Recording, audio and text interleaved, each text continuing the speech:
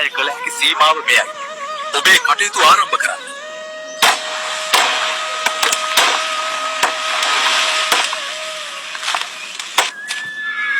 රජතුමනි, සෑය ඉදිකිරීමට මේ රන්තෙලඹු ගස ඉවත් කිරීමට අවශ්‍යයි.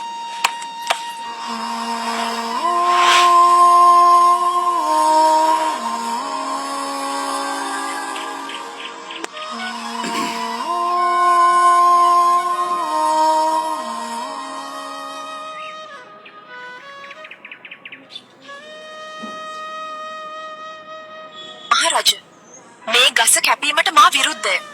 මේ මගේ වාසභවනයි. ඔබේ කටයුත්තට වෙනත් ස්ථානයක් තෝරා ගන්න. දේවතාවිය, අපි මේ කරන්නේ සම්බුද්ධ ශාසනයට උතුම් සේවයක්. ඔබ අපට ඉඩ දෙන්න. හොඳයි. මා වෙනුවෙන් යමක් ඔබට කළ හැකිද? මොකද්ද ඔබගේ ඉල්ලීම? එහෙනම් මහරජ, මගේ නම ස්වර්ණමාලී.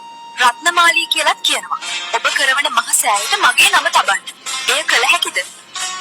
හොඳයි.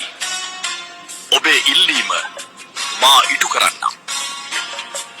ඔබේ නමින් සෑය බඳින් විමානයෙන් බසිනු මැනවි ස්වර්ණමාලියේ දුබර ස්වර්ණමාලියේ